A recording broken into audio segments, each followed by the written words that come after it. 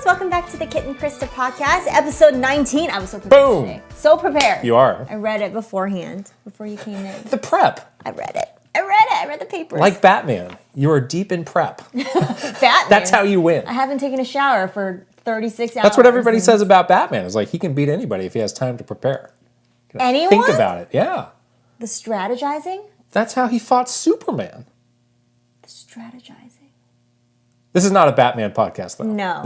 We're already off track, and it's Batman, been like 30... Superman, Spider-Man. It's been 30 seconds, and we're already off track. All right. Well, exciting morning that we will definitely be talking about, this Xenoblade announcement. We woke up... That'll be in the news. ...to a tizzy. Yes. So that will be in the news coming up. Before we get started, we have to thank our beautiful Patreon family. Of course. For making this podcast and all of the great content whole thing that you see on the Kit and Krysta channel possible. So thank you so much. We've gotten some new members lately, so welcome to the family, and thanks for all your support. We love you guys. All right. If you're watching this on a video... Sorry for the people who aren't. Sorry if you aren't. If you aren't, please just go take a quick look-see. Yeah. But you might be wondering, why do we look so good today? It's this fine attire we have. Why do we look better than ever today? Gosh. Well, let me tell you. Okay. No, we're really excited, actually, because we are launching our merch shop. That's right. Finally. This week. Now, actually. It's available now. It's live now. It's live now. I mean, we're recording this, but by the time you guys watch it, obviously, it will be live. We have this beautiful line of t-shirts. You're wearing one of the hoodies. Yeah. The hoodies come in different colors. The shirts come in different colors. We have mugs. We have stickers. We sure do. Yeah, this is just the beginning, too. We're really excited about this. This is the summer line. This is the summer line that you're in a very thick hoodie. It's a very warm day, but I had to wear this hoodie. It's a nice hoodie, It's nice, yeah. It's like, the stuff is really good quality. Of course, our logo is designed by the wonderful and talented Lee Kovacs, so that's why it looks so nice. Yes. And we know that not all of you guys can support us on Patreon, so this is another way to help support the Kit and Krysta Show the love. Content empire, and we hope that you like the pieces. We've been wearing them nonstop, honestly, and it's been really fun. So we'll put links, and there is also, of course, if you're watching on YouTube, there's the merch shelf that you can just... It's right there. ...click through. I think it's here. Yeah. I'm going to do this, but I think it's just here. Like this. Maybe here. Maybe here. Like I don't know. so. Like so. But it is very easy for you to click through, and we hope you check out some of the items and pick up something for yourself or for somebody else. Yeah. Wonderful. Yeah. We also had a really fun video launch late last week, which is our Summer Game Fest vlog. Sure is. Which was really fun for us to shoot. The games and being at Summer Game Fest was really, of course, the highlight. But one thing that we were excited to bring into the vlogs, and we're wondering if you guys like it too, was the food. Yes. My favorite thing about traveling, honestly, let's be real, is eating. So we did have some special food moments that we hope that you guys enjoy. We went to one of our favorite restaurants in Los Angeles.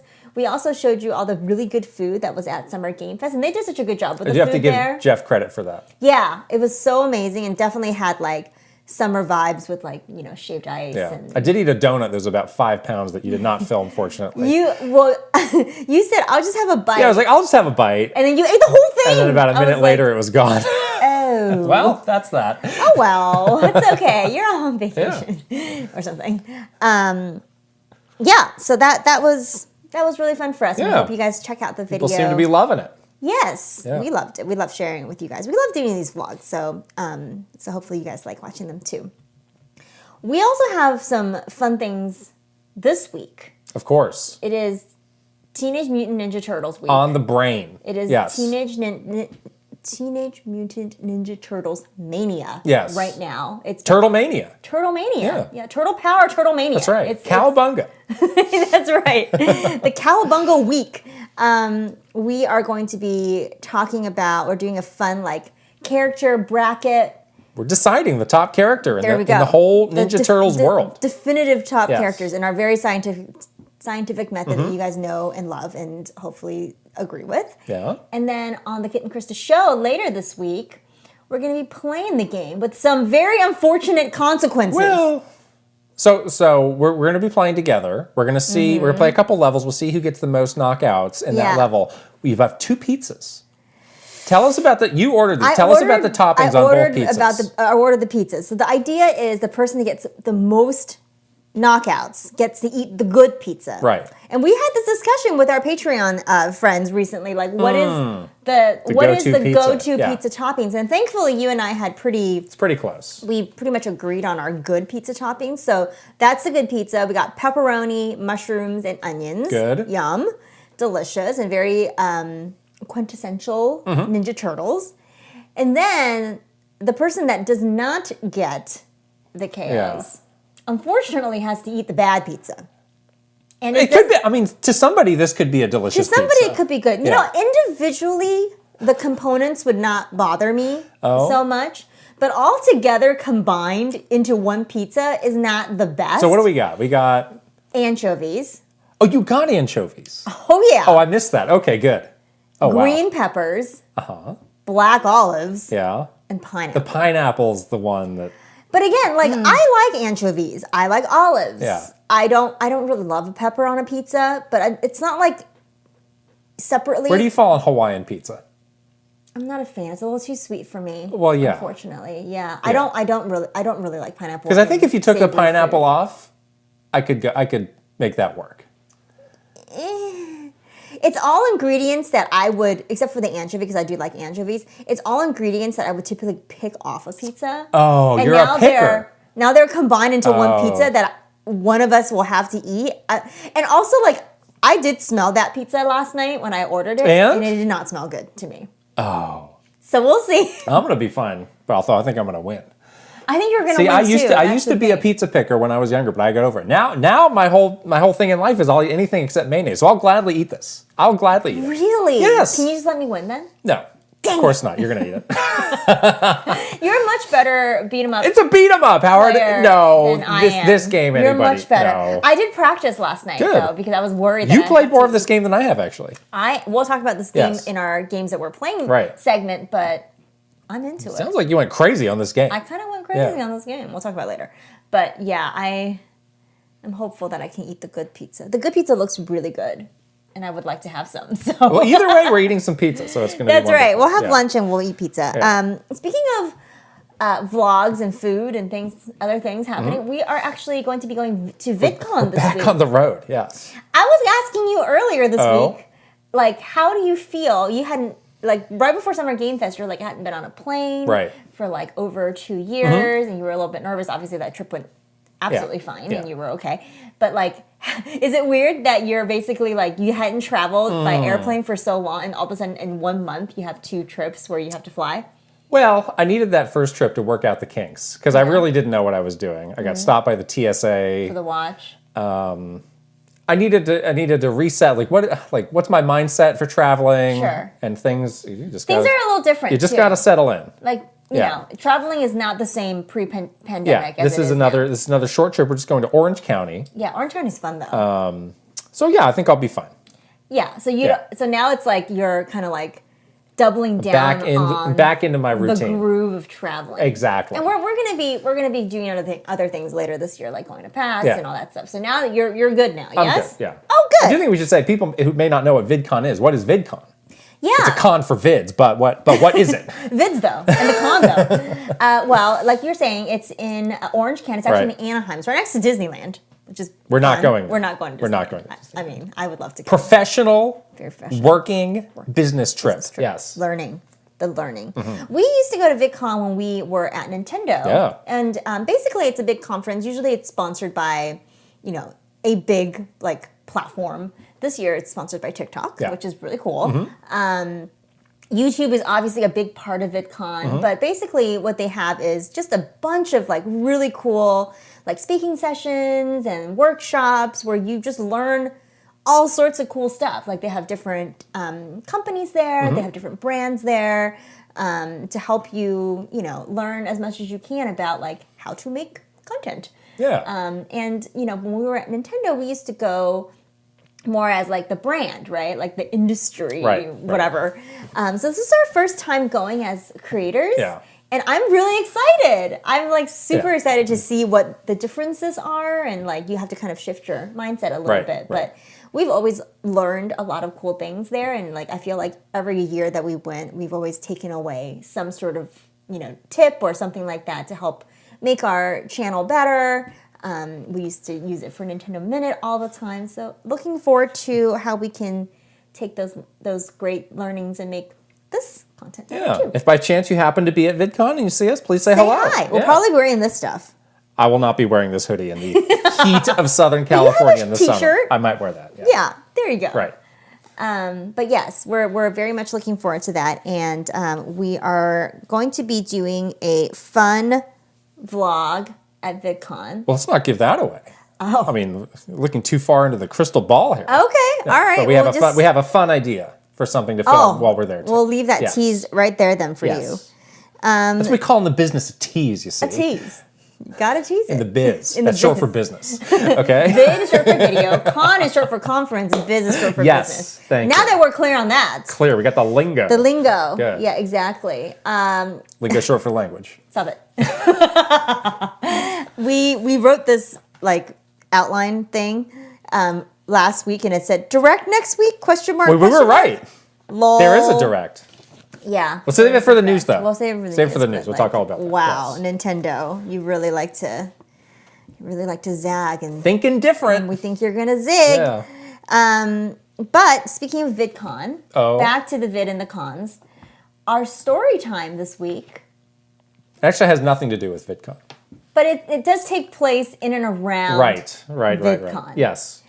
This is an interesting story, I think. So VidCon is at the Anaheim Convention Center, which is the exact same place that BlizzCon used to happen. That's right. And we went to BlizzCon. What year was that? Was that 2018? Yes. The year that Diablo was there on Switch. On Switch, yeah. Right, because we did a video there. It's a great video. You should go back and watch it. Lee was in the video. She did a beautiful cosplay. That was really incredible. Yeah. We'll link the video. Anyways, yeah.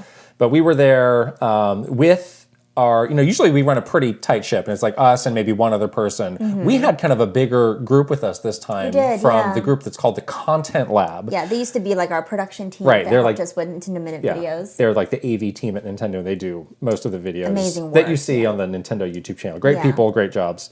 So they were with us. Yeah. We were doing sort of this like on the road, sort of like a more involved vlog. Right. And we were, we had a bigger team with us, so there were some newbies with us on the production side that we didn't know too well. Right, I think we had 3 people. 2 of them we know pretty well. 1 we didn't. Right. So he was like the wild card. Yeah, exactly. And we had been to Anaheim more recently, so we were having a break. And it's like, we got lunchtime. What are we going to do? And we said, well, we know exactly where to go. There's this Mexican place down the street that is incredible that we will be going to this week, by the way. We will be. We'll definitely take you with us there because it's awesome. Yeah, just like a little hole-in-the-wall place. But we had gone there for a VidCon earlier, and I had what I call the magic burrito. Yes. That place has like the most incredible burritos where it is so delicious and you're so satiated from eating the burrito that you're like not hungry again for... I ate that burrito at lunch. And I did not eat for at least 24 hours after that. I didn't need to. You didn't I was like, I'm perfectly full. You felt great. I'm energized. I'm good. Yeah.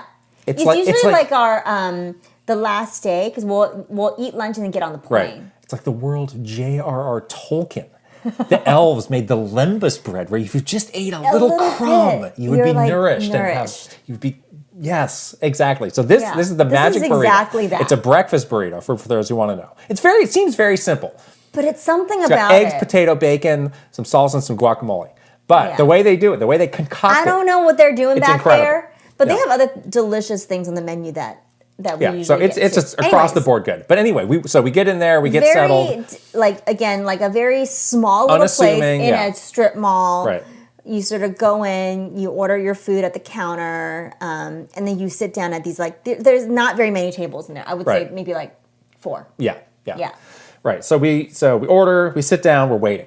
Yeah. And we're just having some conversation. And we notice, like, this guy is having a conversation with the guy on the other side of the counter. Right. And it's getting a little bit heated. It is. You can hear the voices starting to raise. There's some argument happening. Right. But the conversation is happening in Spanish. Right. So I have extremely basic Spanish abilities. I did not know what they were saying, but it seemed to be getting escalating quickly. Yeah, exactly. More and more aggressive. Right. For sure. So everybody's just kind of like, oh, what's going on here? What's this all about? But nobody's paying it too much mind because it's like, all right, whatever. Who knows what this maybe is just about. an angry customer. Right. Oh, well, whatever. Like, that happens. Yeah. So the guy leaves, and we're like, all right, well, this ran its course. Done, over and done with. But then, like, 5 minutes later, he comes back. Right. And it's even more animated, and we're starting to wonder, like, what's going to happen here? Right. And at this point, we had gotten our food. Right. So we've all started to, like, eat and become entranced by the food. Right. Enchanted by the magic burritos. Yeah. While this was still happening. So there's, this guy has been aggressively, like, pacing back and forth in the restaurant. Right. The staff has asked this person to leave multiple times at this point, and he refuses to. Right. So there is definitely a sense of, like, wait a second, is it like a fight gonna break out? It's like we're all trying to mind our business, but also at the side of our, like, what's going on? What's going on? Yeah. While eating. While eating. So I was like more, I feel like I was more concerned about the eating than I was really about the danger, which is very much like my MO. Right. But we were also with our new content lab friends, and the one person that we did not know so well. Yeah. He wasn't taking it well. Clearly has not been in kind of a situation like this before. In a rumble? In a fracas? He's not dangerous like you. In a brouhaha? He's not, snapped down the alley. No. He's not used to this. And I'm sitting right across from him, and he looks... He's visibly shaken. Like ashen in the face, just like... colors draining. Not talking, but just looking like terrified. Right. Yeah. So, but this is only phase 2 of this altercation. Right. So, again, that kind of works itself out. The guy leaves again. Right. They ask him to leave. Right. Again. So he does leave. This is like the second time now. Now everybody's like, whew, that was weird. Yeah. Like everybody in the restaurant's like, gosh. Again, the restaurant has like 10 people. Glad that's over. Yeah. But it's not. No. And the staff is also like, they're trying to handle it, but they're also like interacting with us because we're literally like a foot away from them. Right. So they're like, it's okay, don't worry, So I forget what happened next, but I think at some point they saw him coming back and they locked the door. They proactively locked the door. So at this point we are all locked to this restaurant, and this guy is like pacing outside. But he's even more angry than ever. And he's like going crazy. He's going nuts. Right. And there's a liquor store like next to it, next to the burrito place, and they're locking their doors too. Everybody is just locking down. So that whole strip mall is like locking it down. There's a couple other little restaurants there, like family-owned places. So on one hand, it's like, all right, well, he's not in here with us. That's good. But is he going to start like smashing windows? We're sitting ducks in here if this guy decides to really do something out of control. And it's yes. like you can't. This is America. Yes. So there's really no we have certain issues in America that happen. There's really like anything could happen. Kind of is the feeling, right? Like you're just like, oh, right. And I remember they said like, oh, we're calling security. Well, but it wasn't the police. It was like the mall. It was calling like the strip mall security. It's the like, mall cop. I'm like, should you maybe just call the cops? I don't know. Yeah, let's maybe skip ahead a few steps because this is like. Yeah, totally. So they did call security. They do show up. They're like 10 minutes later. 10 minutes, but they're like standing there now. They're walking around outside of the strip mall. This guy has been asked to leave. There's a lot of sir, please leave, please, sir, please, you have to leave, sir.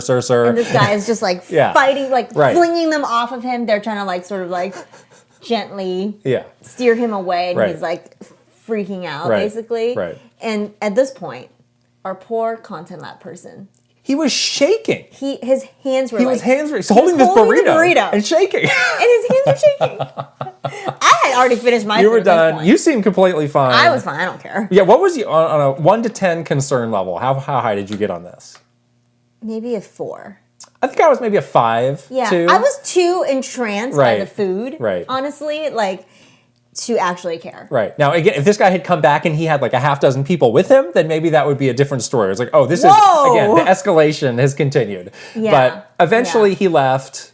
Eventually they unlocked the doors. Yeah, we had to wait in there for quite a while. Yeah. We were like stuck inside this restaurant. Like we had finished and we were just kind of twiddling our thumbs. Yeah, and we're waiting for like the security to give like the kind of like the all clear almost. And it was like very, like towards the end I was like, can we leave or like what's going on? I did definitely have my head on a swivel as we were getting out of there. I was like, we're gonna get jumped out of some. I know, because we were jump out of the dumpster. We were like walking back to the convention center. It wasn't like we were getting into a car and driving away. No, we're just walking back. Yeah. And of course, I mean, once we were walking out of there, everyone was like kind of like a little shaken still. I think people were still like unlocking the other stores and all that stuff. So. Yeah, that was weird. I hope that doesn't happen to us again. Well, we're going back either way. So. I mean, of course, obviously. I would never let crime stop me from food. I'm going to commit some crime to that burrito. I'm going to devour that thing. A crime against humanity. Yeah, a crime of passion. Okay, that's a little too much. So our story time has nothing to do with video games, but it happened to us on a business trip. We told some people back at Nintendo they were horrified. Horrified, yeah. They were like, "Oh my goodness, your lives are in danger." Nintendo does have like interesting little like travel policies. Like for example, for like to mitigate danger, like executives cannot fly on the same flight. Oh, like sure. things like that. Once we did like tell people. I think they were like, "You guys should have reported this. Like, this is like horrible. Like, you do not follow the safety protocol." I'm like, "What's the safety protocol?" Yeah. I was eating a burrito. Like, go away. I don't care. But yeah, there is like you're supposed to like do something when it's that kind of situation. The mean streets of Anaheim, a block from Disneyland. Yeah, Mickey's gonna pow right in the kisser. Mickey's street justice. Yeah. All right. That is the story time for today. I'm just really hungry for a magic burrito. Good thing we can eat. May never eat again. A gross pizza instead. So, on that note, all right. Shall we move on to our character bracket? TMNT character. I have this like whole setup here. So we've done a couple of these before. It's a bracket. We have 8 characters. Yes. And each round, we're rating them from 1 to 5 on a different criteria. Yes. So let me just run through the characters that we have. Yes. We have Raphael, my favorite. Leonardo, Michelangelo, Donatello. Of course, we have the 4 turtles. We have 4 others. We have Splinter, April O'Neil, Shredder, and we have combined, in a controversial move, Rocksteady and Bebop into a single. They do show up together a lot, so is it controversial or is it not? I mean, if we were in one of these brackets, maybe we'd be listed together too, right? Oh, I don't want to be listed. Oh, you don't like this. See, this is why it's controversial. Okay. So, the rating criteria for the first round is, who would you least like to fight? Yeah, who would you least like to fight? Me, personally. You personally. So if you rate somebody a 5, you are terrified to fight this person. Exactly. Right. 1 being the lowest, 5 being the highest, obviously. Round 2. Who would you most like to eat some pizza with? So we're going this is a personality. We're going from something that's unpleasant to something that is pleasant. Unless it's a gross pizza. Unless it's a weird pizza. And then our final round is just called the cowabunga factor. Yes. Which is undefined. It's undefined and it can be interpreted in your own way. We can all define it in our own different ways, but it's the cowabunga factor. It's like, for me, I'm just going to say it's like more like coolness factor. You don't need to tell me. You don't need to explain yourself. But I think we should. You know it. You know it when you see it. It is personally important to each of us. Cowabunga. I have put the names here. We'll randomly seed it. Yes, Why don't you pull and I'll write it. Because these matchups cannot be biased in any way. That's right. Number 1, April O'Neil. Oh boy. I'm going to put these on Rob's head. Okay. Next, versus Michelangelo. Uh-oh. I don't know why I'm saying uh-oh. Next matchup, Rocksteady and Bebop. Versus Splinter. Oh. An unusual matchup. One on one side and one on the other side. Next. Of good and evil. Raphael. Again, my favorite. The best turtle. Not really. Versus Donatello. Ooh, turtle on turtle. I think this other one's going to be... That's interesting how all the turtles... Oh, no, they didn't. I'm wrong. I'm completely wrong. The last this is actually perfect. Are should be Leonardo and Splinter. And Shredder. Leonardo and Shredder, yes. Wow. This is a great matchup. Let me look at the Raphael matchup again because I'm invested in this. You spelled Raphael wrong, first of all. Oh, whoops. I was like, how did I spell Your personal biases are sinking in. I can't let you run. I can't let you run this. This is where RAPH. Okay. Okay. All right. Are you ready? In round 1, we are rating who would you least like to fight. Yeah. All right. So starting with April O'Neil. What's your score on her? She can hold her own. Absolutely. April O'Neil. She's a little overpowered in this. She's actually pretty Shredder's overpowered Revenge game. in this She's game. really powerful. Hitting you with that boom mic. Yes, exactly. Yeah. That microphone can be very painful. Deadly. But I don't think Michelangelo has a very good personality too, so like none of these would be. April, maybe a 4? Of you would not want to fight her? No. Oh. Yeah, I wouldn't want to fight her. Because she's going to beat you up? Or it's going to hurt. I gave her a 1, actually. Because out of all of these people... Really? Well, again, I mean, in the context of the game she's fighting, but she's a reporter. She's not out making street fights. She's not a ninja. But she could, though. She could, but she's not a ninja. And if she did... She's not a mutated rhinoceros. She's not a guy with knives all over his arms like Shredder. Not a ninja master like Splinter. I'm going to give her a 4. You're going to give her a 1. I give her a 1. Wow, we really showing some disagreement here. And then Michelangelo, I gave a 3 too, so we're right down the middle. Okay. Why is that? I wouldn't say he's the best fighter of the Ninja Turtles. Excuse me? He does wield the nunchaku. The nunchakus, not the nunchucks. This is something I tell you about at least once a month. You do, really. I don't know There's why. 3 levels of nunchucks. It's nunchuck. No.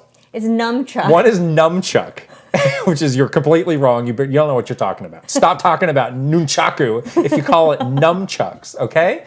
2, nunchuck. Nunchuck, the proper way. Is it proper, though? Because... The third level nunchaku.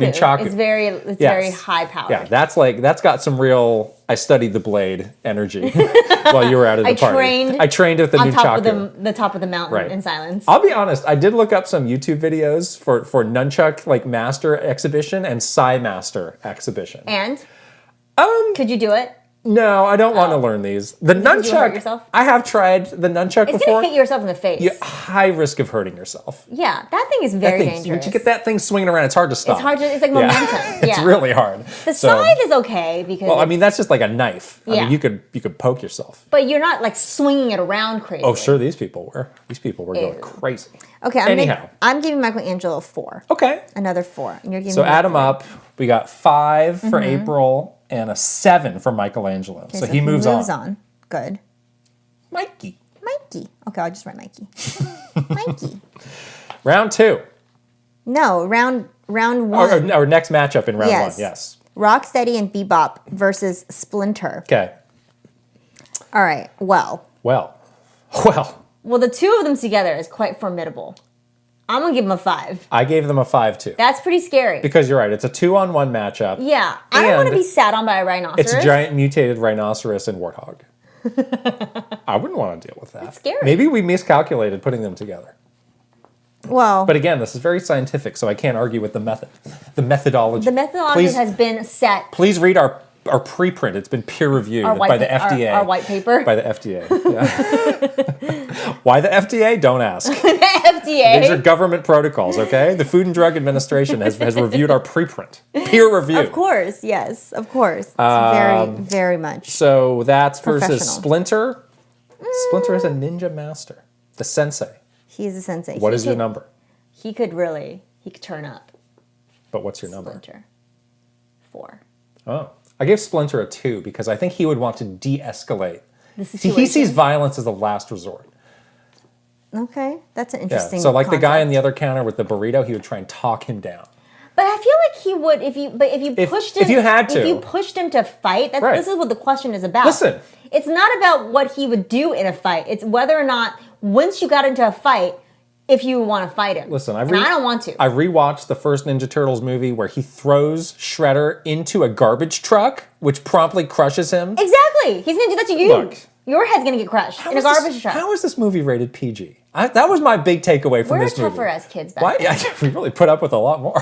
We should. Wow. These kids are all soft. I mean, this would be rated like R today. Oh, no. I can't watch a cartoon that's a little bit violent. He got crushed in a dumpster. Wow, wow, wow. We're going to get canceled now. Blah, blah, blah. Oh, God forbid we show them anything that is a little bit... Ooh. Anyways. Right. Okay. So that's a 10 for Rocksteady. Ooh, Rocksteady, really. Rocksteady and Bebop really taking this one. Take that. 10 and 6. So All then... right, back to sipping tea for Splinter here. He's fine. He's very busy. Next, we have Raphael versus Donatello. Oh, so this is a very interesting I gotta matchup. say, if Raphael does not move on here, I'm gonna be upset. He needs to at least get out of the first round. Don't sabotage me. Sabotage. Do not sabotage me as you're known to do. Think back to whether you antagonized me this morning. What's your number? I didn't antagonize you at all. I feel like I'm giving the turtles like a kind of the same number of a 4 for these. Okay, I gave him a 4 too. Because I feel like they all have like similar abilities. Yeah. Where like it's not like they don't Shredder. They don't though. I mean, but they will. Take it from me. Fine. 4. A full-blown expert on turtle. You gave it a 4, turtleology. but then I also gave Donatello a 4 because again, I'm giving the turtles the same score. What did I give? Fighting. I gave Donatello a 3. Ooh. Oh, see. Because again, Why? It's really like the intimidation factor. It's like a guy with a stick versus a guy with 2 knives. And I also know that Raphael he's like Wolverine. He's got the berserker rage that he can go into. Okay, that's fair, I guess. He fights with anger. I have to say that out of the 4 turtles, Donatello is the one that I feel is most not like. I guess Mikey is very like his personality is very like cool, like laid back surfer. But I don't know why. I feel like Donatello is very like I'm not gonna fight you. Well, he has the intellect. Yeah, exactly. Yeah. He's like the scientist. Right. Again, he would look to get out of this as quickly as possible using his intellect. He'd just like poke you with the stick. Yeah. Prod you away. I mean, that stick could be pretty. I wouldn't want to get hit with the stick, honestly. But what do I have in this fight? Just my fists? Just your fists. Yeah. You don't have any special powers. And my street toughs.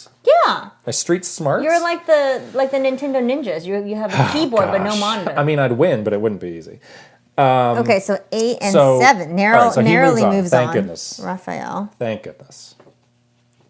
Okay, now we're down to Last Leonardo. Matchup. Ooh, and Shredder. Leonardo and Shredder. Leonardo might not make it out of this one. That's unfortunate. Ooh. The leader? Hopefully you have different ratings because I gave them both a 5. Oh, I'm giving all the turtles a 4. And what did you give Shredder, though? I gave Shredder a 5. Whew, okay, not a tie. We had not prepared for a tie. Oh, yeah. We always should, but we don't even have a coin. Yeah. We don't even have a smash coin to flip. Okay, so you gave Leonardo a 5, and you gave Shredder a 5. I gave them both a 5. Yeah. Leonardo has 2 That's a tough one. Katana swords. Yeah. Very intimidating. He is also the most skilled in terms of fighting. Like, he trains the most. He's the most serious about it. As a technical fighter, yes. Yeah. But again, he doesn't have the rage that Raphael does, the power, just the raw But power. like he would win on his merit of being like very good at what he does. Right? I would think so. But anyways, And again, Shredder is extremely intimidating. Well, Shredder is horrifying. A master fighter in his own right, so tough to choose. Yeah. Shredder is like I think that's like maybe on this whole list the one that you don't want to meet in a dark alley. At all. All right. Well, good thing our second round is extremely different. So what are our matchups now? We have Michelangelo versus Rocksteady and Bebop. Rocksteady and Bebop. And then Raphael versus Shredder. So you got turtle versus like villain. And again, this round is who would you most like to eat pizza with? Oh, easy. So Mikey. I'm giving him a 10. Just kidding. I'm giving him a 5. What did you give him? Of course a 5. He is the most like he loves pizza. That's like his thing. That's why I gave him a 3. What? Don't make a food your whole identity. This is some life advice. No, you should make a food your identity. No. I disagree with this. One food? Like, I like noodles. But you don't eat nothing but noodles. I eat noodles like almost every day. He's a little annoying about it. No, he isn't. Yeah. I don't think that's true at all. He just loves it. It's my number. You can't argue with it. You can't do this to me. I did. I done it. You are terrible. You're doing this on purpose to antagonize me. What's the other one? It's Rocksteady and Bebop. Yeah, I gave him a 2. I gave him a 2. I also gave him a 2. First of all, again, there's 2 of them. They're going to eat all this pizza. They're going to be gross. There's going to be nothing left. See, I don't like eating with people that are messy eaters. Yeah. Like, I don't need to sit next to you while you like... You get the mouth sounds, the slurpy sounds. Yeah, there's like sauce everywhere, cheese everywhere. Like, right. that sounds kind of gross. I'm not down with that. So see, you get your way. Michelangelo moves on. Yay! Wait, what did you give him again? Throw a tantrum. Sorry, you gave him a 2, I gave him a 2. I gave them a 2, yes. I need to write this so down 8 versus 4. Okay. Twice as much. Mikey. Into the finals he goes. Wow. What if it's Mikey versus Raphael in the finals? I hope it is. Then the sabotage comes into play. I'm going to be upset. All right. Leonardo. Oh, wait, Raphael versus Shredder in the pizza eating. I gave Raphael a 4. I gave him a 3. Raphael's my guy, so I just want to sit down and eat some pizza with him, have a good hang. Yeah. I think he's fine. Like, I mean, down the middle again. All right, like, fine. He's fine. Like, I'll eat the pizza. And Shredder, I gave. Well, what did you give? Wouldn't you want to know? I do want to know. You tell me first. I gave him a 2. I gave him a 2 as well. Yeah, he's not fun. Yeah, he's not a good hang. I don't want to hang out with him. He probably doesn't even like pizza. No, he probably wants to eat like evil. He wants to eat evil. He wants to eat like slime. He's like, this is not part of my designated training program. I know, right? I've devoted my life. He's like on a juice cleanse or something. He's on the Jack Dorsey the the 1080 fast he'd be or like, whatever this is poison for your body. Yeah, he's like, this is not, my body's a temple. Like, he'd be annoying about it. Get out of here with this. So Raphael moves on in the final round.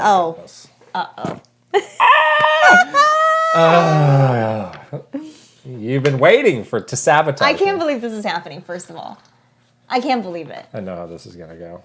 Final round. So it's Cowabunga Factor 5. Mikey versus Raphael. 5. And the Cowabunga Factor. 5. Obviously 5. I hope you have. I gave them both a 4, so I hope you have different numbers. I gave Mikey a 5. Okay. You gave Mikey a 4.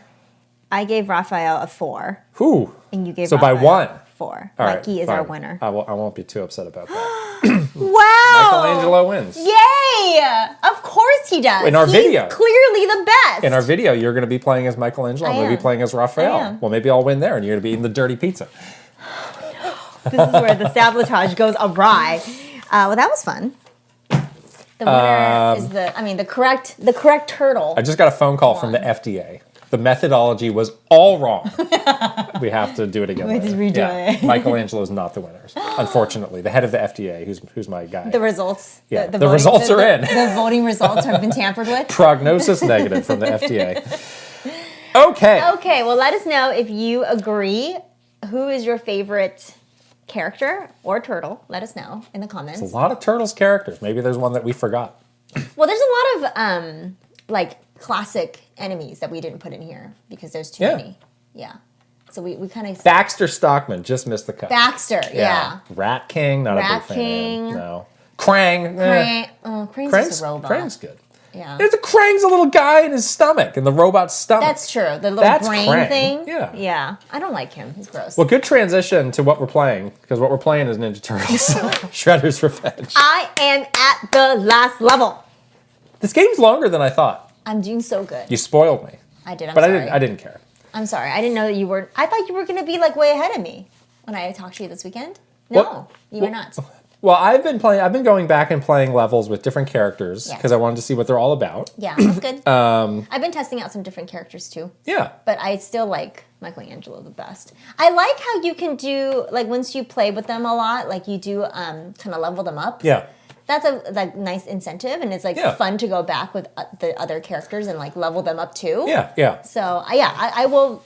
I'll be done with the story mode, I think, very soon. But I'm definitely going to go back and replay the levels with different characters. Yeah, and none of the level up stuff is you don't get that overpowered. It's right. You get one more hit point, or there's a move that you can do that you couldn't do before. Yeah. But it is enough to give you incentive to keep going. A couple more lives. Yeah.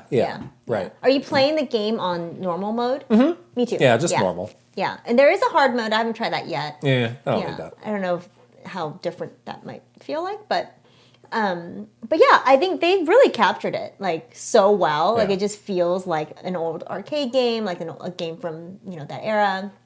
I love the the little cutscenes in between with the characters and all that stuff, and there's like fun little secrets to discover and little collectibles, and yeah, I think it's awesome. What's interesting is I was a little more excited for the Cowabunga collection, right? Which was the compilation of all the older games, right? Than I was for this, and I don't know why. I mean, I thought this was a cool announcement. It was definitely on my radar, but I was like, oh, I have such great memories for those older games. I'm gonna want to go back to those, even though honestly, a lot of those don't hold up very well. Yeah. Like the original arcade game, it's very like.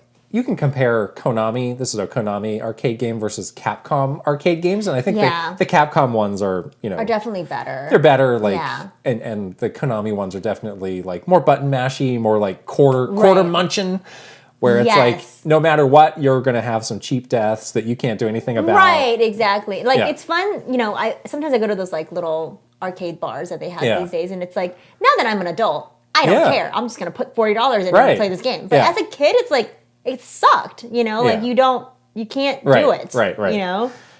Right. So again, I was looking forward to that more, but then, when this game came out and I saw how excited people were for it and I started reading the reviews, I was like, oh gosh, yeah, I've been a little bit sleeping on this game. Yeah. I was like confused actually with the announcement. I was like, wait, which one is this one? It was hard to keep track. It was a little bit confusing, but I definitely like grew up in the Ninja Turtles era. Like I watched the cartoons as a kid and I used to play the arcade games. So like I do love that the nostalgia factor is completely like it's such a love letter to that, it's so well done. Like you wouldn't be able to tell really. Yeah, the era of the game is like set in that like early 90s. Yeah. Because where you go into like, like an electronics store and all the TVs are like old timey. Yeah, like CR TVs. Yeah. Yeah, that is nice that they have not like tried to modernize it at all. Exactly. The mall still, I love the mall. Yeah. That's my favorite level. Yeah. We're going to be playing that level for sure because it is such like the classic early 90s mall with the names of the food court, names of the stores is like perfect. They got it just right. Mm-hmm. And I like how they added some of the other playable characters. Mm-hmm. So there's the 6-player mode. I don't know if you dabbled with that at all. I tried that and it did not work for me very well. Like I just kept getting it was like very frenetic and I was getting like pretty confused like where my character was. Like I was losing myself like pretty regularly. Yeah, I did one level online finding a 6-player game.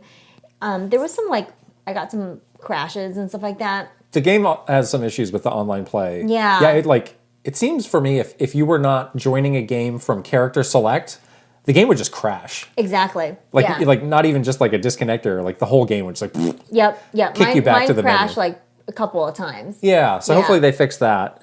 Yeah. But yeah, like up to 4 players seemed really good, but 5 and 6 players, I agree, it's too much. Even like 4 players, I think is really the max. I think actually 2 players is perfect. Yeah. Like that is how I would prefer to play the whole game. Right. Playing by yourself is actually really. I'm playing like I played the whole story mode by myself. Right. And it's fine to get through it. No, you don't. There's no issues. Like there's definitely it's definitely challenging. And there's some levels I have to replay again because I didn't make it through the first time. So it doesn't feel like too easy or too hard as a single player game. Right. But yeah, the 6-player one was a little too much for me for sure. And there is a good amount of depth to it that it's kind of up to you how much you want to get into it. Like you can definitely 21 combos button mash. To learn. You can definitely button mash through it. But I saw there's that guy on Twitter, Suni Legend. I love that guy. He does all the Elden Ring beautiful plays or whatever. He did a video. The April video. I was surprised that he did it for this game too, but he did some cool stuff. Yeah, like the way that he can do the combos where you can just basically punt the character in the air for 51 hits or whatever. Like I tried that a little bit. It's kind of fun to mess around with that. But yeah, I think I definitely did not learn all 21 combos, but I do appreciate you have to still watch the enemy. The enemies will behave differently and kind of strategize a little bit on how to defeat them. Yeah. So there's still a little bit of skill involved, and it's not just let me just mash the Y button, the whole time. Yeah, it's good. I mean, beat 'em ups are one of my favorite genres growing up, but it's hard to go back to some of those games because they don't have enough to them in a lot of cases, and it gets repetitive. It's a little bit repetitive, kind of boring. Yeah. So I really appreciate it being there. And unlike some of the older games, the turtles do have some little differences in like some of the like double jump attacks that they can do. Yeah. Or like the one if you push the 2 buttons together, the kind of like uppercut. It's type. basically like Samus's up B. I love that move, actually. It's really cool. And then there's like, there's like some good dodging and rolling you can do, and some of the I like that headbutt move that he does. Yeah. Like it's really nice to be able to like get across the screen in different ways. And they're all rated like speed, power. Yeah. What's the third one? I can't remember. Yeah, exactly. I can't remember either. Yeah, so there's enough, and they do feel different enough that it's like, all right, I can find the character that I like the best. Yeah, exactly. Yeah. Is it Raphael that you like the best? I like Raphael a lot. I think Leonardo is really good. Okay. April is good. I didn't like Splinter. He was so slow. I don't like how one of his moves is he bites somebody either. Yeah. For a ninja master, can do more than bite. It's a little bit like lowbrow for him.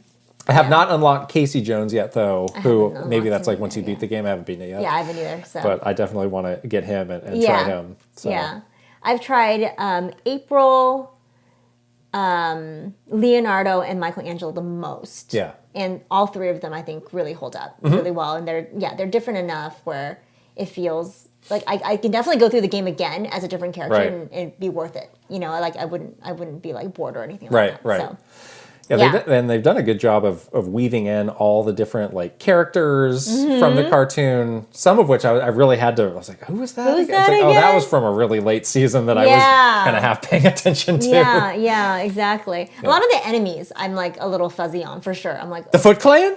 Well, I know the Foot Clan, obviously, but like even some of the characters you like find in the levels, you need to find her diary, or you need to find this person's like VHS tapes or whatever. Yeah. Oh, it's VHS. I love the VHS tapes. The VHS tapes. Do kids know what that is nowadays? Oh boy, oh, no. This is a good way to learn.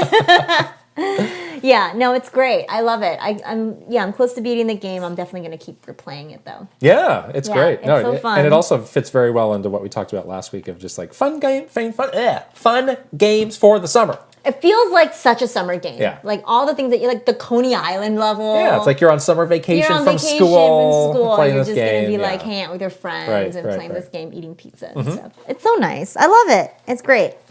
You have nothing else on this list. I'm still playing Diablo Immortal. Okay. I'm level 50 now. Yeah. It's slightly crazy. Are you broke from microtransactions? No, I have not paid a single dime. The discourse on those continues to rage on. You don't have to pay, guys. That's the big secret. I mean, your character won't look as cool. You don't get to ride the big horse, but you can still do everything.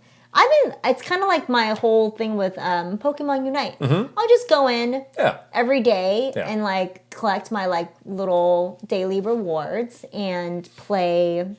I usually do like one quest and then like one rift. It's like 30 minutes. I was like on the bus the other day and I was like, I'll just play this on the bus like for like a couple, for a little while. And it's perfect because it's just on your phone. It's super easy. So I really like it. Good. You're never going to play with me, are you? I didn't say that. All of a sudden there's a lot to play, I feel. I'm playing this, I'm playing Firewatch. I strangely really want to play some Fortnite out of the blue. Is it summery? It is definitely summery. Person said that was like summer. Also, they don't have the build mode. They have the no build mode, which is nice. I would like to do that. I mean, I did no build mode before they had no build mode. I was just like, I'm not. But now that no one can build, it's like it makes it a little bit easier. Yeah, and I go back to Fortnite like every 6 months. Yeah. And I have a good time with it. It's just a good like hangout game. It's like that game and then Rocket League. It's like you go back like every season to do like the Christmas Rocket League or like the Fortnite summer stuff. So I mean, I probably won't play it for more than a week, but I just kind of have the itch to go back to it. Yeah. And it's hard to juggle all this. So the other game I'm playing right now is Firewatch, which was on our summer games list. I played this game when it came out, and I had very fond memories of it. And then you played it again on Switch, right? Yeah, so I played it before, I think it was PS4 when it came out there. Now I'm playing it on the Switch. I had bought the Switch version, but hadn't played it. Yeah. I played it on Switch because I didn't play the PS4 version. Oh, really? Yeah. Oh, okay. Yeah. So I played that game when it came out on Switch. So I was a little bit later to the game than you were, but yes. This game is really like a masterpiece. I usually don't like games like this where it's like, people call them like a walking simulator where you're just walking around doing stuff and you're like talking to people. Right. But the characters and the actors they chose for those characters are so good. The writing is so good. It's a beautiful game because you're in this national park. And even on Switch, like the graphics are really great. Like I've been taking screenshots of all the vistas. Like we were talking about before, it just like, even not just beyond the way the game looks, like the feeling of like the summer heat. And that like, I don't even know how to describe it, but like that is, they somehow capture that so well in the game. Now I have a question for you about this game. So a lot of it, obviously the environment and all that stuff is like a big part of it, but another like significant part of the game is like the story twists. So now that you are replaying it, are you finding it, like, do you remember what's happening, or has it been long enough where you're like the story twists are still like interesting to you? No, there's one scene I remembered that's like kind of like a jump scare thing. That I was like, oh, that's coming. I was like bracing myself for it. Okay. So you do remember? Yeah, so I do remember that. I remembered, some of the story twists I didn't love the first time through, that now I'm finding don't bother me as much. Oh, that's interesting. It's kind of like because I know how it plays out. Yeah, because I don't feel like I remember it very well. I think I remember it pretty well. Okay.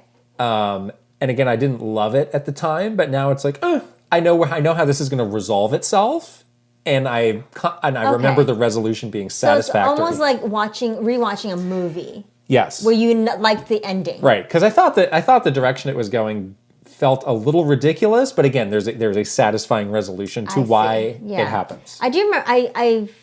We're not going to spoil the game, but I remember that there was some significant parts in the game where I was like, "Oh, this is very different than what I was expecting this to go." Right. And like the character does go through some stuff. Yeah. So. And the game's like 3-4 hours, so it's like a super breezy thing to get through. Did you finish it already? No, once I finished Ninja Turtles, I'll get back to it.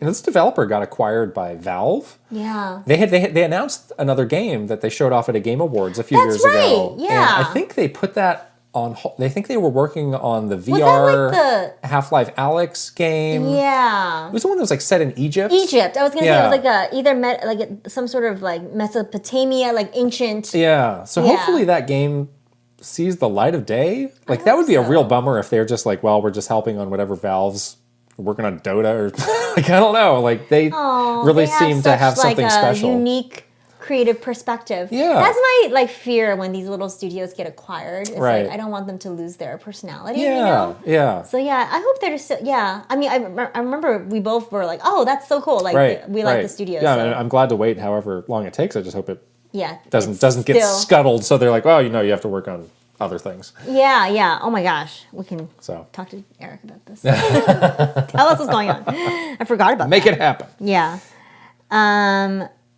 Wow. Is that it? That's it. That's all. On to the newsy news.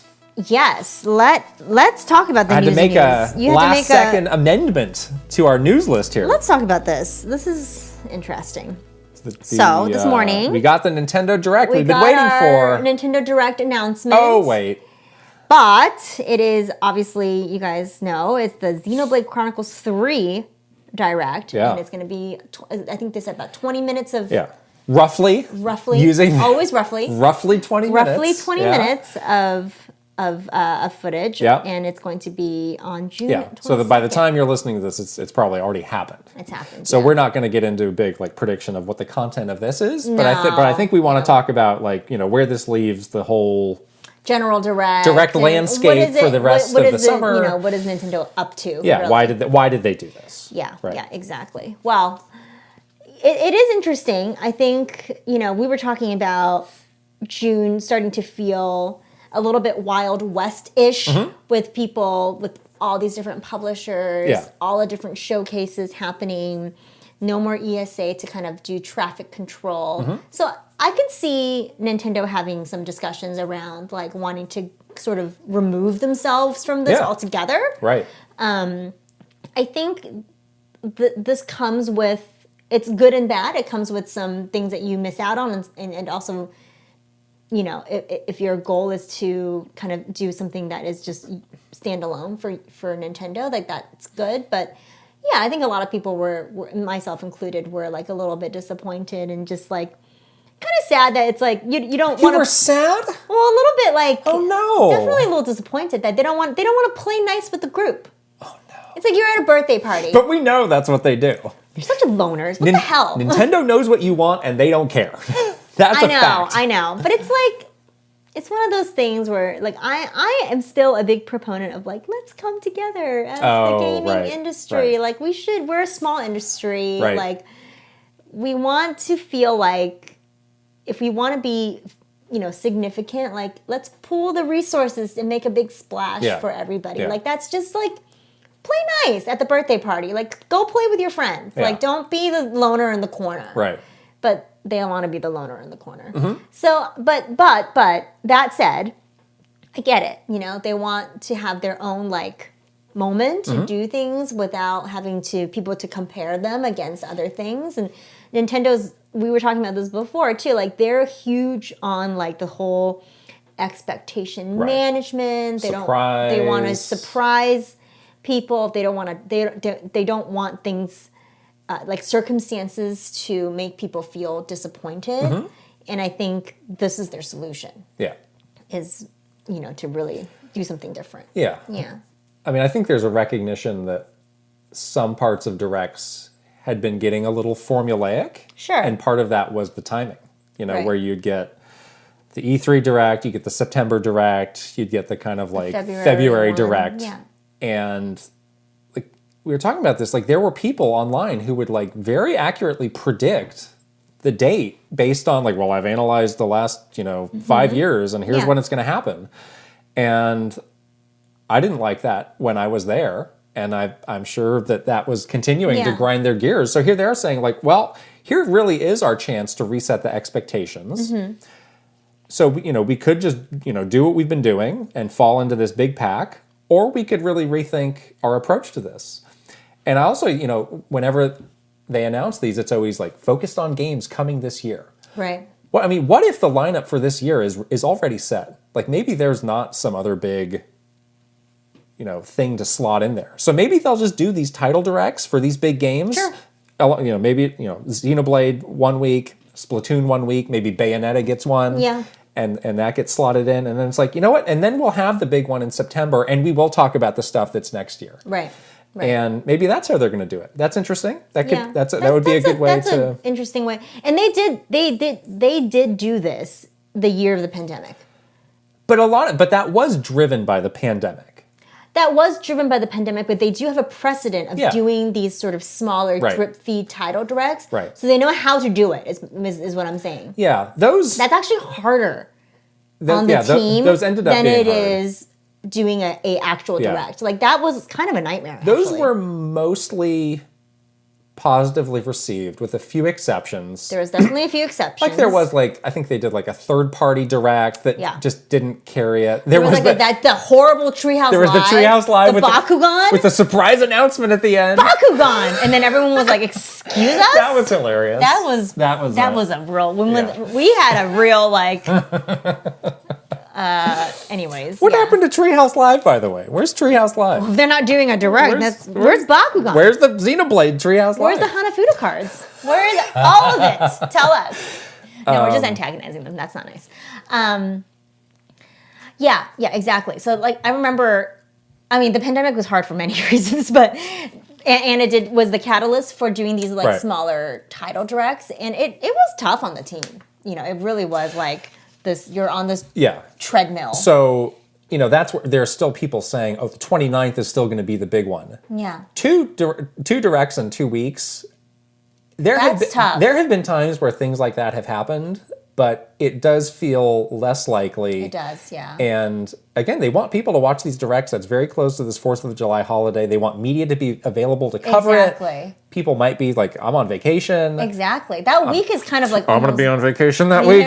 So all of us are going to be on vacation. We've been talking about that. Like, that could get dicey for us to really react to that. Yeah, I think it's pretty unlikely. I'm gonna say it's pretty unlikely. Yeah, that's why I'm like starting to talk myself into like, it might not be September or the fall until we get the big one. I think it might be... I think right now it certainly feels like it's going to be the Xenoblade title direct followed by the Splatoon title direct. Bayonetta is the one that needs some resolution soon. But you know what? They could just really like announce it with a launch date trailer. Right. They just need to get a launch date out there. They could do a launch date trailer that's significant too. Like a 4 or 5 minute trailer that shows a lot of new stuff. Totally. Like if it's just the one game, Yeah. like really, you don't really need it, right? So, yeah. And I guess, third-party stuff that can just kind of trickle out as well. Yeah. Yeah. That does leave some third-party stuff. The poor third-party team probably has to do some... A little high and dry, but again, they don't care. So... Well, Nintendo doesn't care, but our poor friends over on the PDR team needs to do some relationship mending. I mean, we know push come to shove, the first party will be prioritized. So of course, always. But yeah, so I mean, there you go. I think it's very Nintendo to do something like this. Yeah. I can definitely see them not wanting to be in the mix, with everybody else, which is fine. It's just their way, Mm-hmm. I'm sure like the litany of people like making these predictions, like us, annoyed them. Of like, if people are making these predictions about when this is going to be and feeling so confident knowing what's in there, it's like it's time to show them what's what. I could see that conversation happening. I've been in part of those conversations. It's like, no, we need to. Did we do this to ourselves? We did it to ourselves. We're gonna flip on these people, and they're not gonna know what's up or down. I mean, but we do know what's up or down. Do we? The thing, kind of. I mean, there's not really that many options. Is the thing. You're gonna announce some games. You're gonna announce. I'm not tied up in knots about it. That's what I'm saying. Like the information's coming eventually. They can be tied up if they want to and be mad at people for predicting mad stuff. At you. Great, be mad at me. I don't care. Good. But I'm just saying, like there's just really not there's like 4 pieces that you're putting into different boxes. Like the combinations are not infinite. So like, whatever. Right. Anyways, moving on. 2 other news stories. Capcom announced that Dragon's Dogma is getting a sequel. Yeah. They had the Capcom event and then they had this Dragon's Dogma event. So I don't know why they just couldn't combine them because they really didn't have any information at all on this new game. It was just like, we're doing it. He was wearing a t-shirt. Yeah, exactly. Did you play Dragon's Dogma? No, I did not. I did. That's how do you funnily. Is that a word? Funnily? That's a game that I have bought and gotten rid of, I think, like 3 times. Really? So I have kind of a love-hate relationship with it. Do you feel like I would like this game? I feel like I kind of would. It is very much like, at the time, it felt like a Japanese take on Elder Scrolls. Oh, okay. And now it feels like almost a predecessor to Elden Ring, where it was this big open world kind of fantasy setting. And where it set itself apart from Elder Scrolls was Elder Scrolls combat is kind of like clunky. It's just like you just like hack away at this thing. Yeah, sure. It had like the proper Capcom combat that was good, like action game combat. Yeah, that's nice. And it had this cool feature where you could recruit these like helpers. They called them pawns, and there was a lot of customization with them. So it was a single player game, but it felt like you had like a party. Okay. And a lot of customization in how you built out your character. The game was pretty hard, I remember. Okay. That's kind of where I like noped out of it a couple times, but I'm really glad they're doing a sequel because it had a lot of potential. All right. And I think at the time, they were really talking up like, oh, we've invested so much money in this. I kind of felt like, maybe this didn't do so well, so we might not ever see it again. So I'm glad it's back. Yeah, well, there you go. But we have no idea when it's coming out or the date or the name. Yeah. So that's that. I'm excited about this one. Yeah. So excited. New Final Fantasy VII Woohoo! Rebirth. Not Remake Part 2. No. Rebirth. That's another way to put it. Winter. It's far, though. Real far. Well, knowing their schedule with some of these games, maybe it could have been farther. I don't know. What do you mean? Well, I mean, that's like, what, like a year and a half? That's a long time from now. Okay. I'd like to... Anyways, that's fine. So they had a 25th anniversary event for Final Fantasy VII. And they revealed this in addition to other stuff. Right. And they also confirmed, and I think people had this feeling, was that this is going to be part 2 of a trilogy. Right, so there'll be one more game after this. That, yeah, that's right. You and I have very different histories with Final Fantasy VII. Exactly. You have like very personal, intense memories with this game. Yeah, exactly. I do not. You do not. You actually didn't like this game that much because you didn't like the setting. Yeah. Right? You're not such a big fan of the zippers. I can appreciate it for what it is. Yeah, I didn't really stick with the first game. I played Remake and liked that a lot. Yeah, we both played the remake and liked it a lot. I was nervous with where they left off story-wise, though. Oh, yeah. Because I thought it was getting a little nonsensical for me. Oh, yeah. Whereas part 1 was like, okay, this is I can follow along with this. I get what's happening. I understand why people like the motivations. Motivations, yes. The Why ending Tifa's of that, better than Aerith. I was like, we all learned that. I'm getting confused. The ending was the last, hour or so where you're, climbing that tower. Yeah. I was like, what's happening here? Right. Yeah, so, story-wise, we'll see. There's some huge story things in Final Fantasy VII, obviously, that I think they're going to need to find a way to remake it so that they don't take it completely away from the original storyline, but also find a way to make it feel, fresh. I don't know how you would do that. That seems pretty tough. Yeah. There's some other characters that I think people are waiting for as well that might make an appearance. Mm-hmm.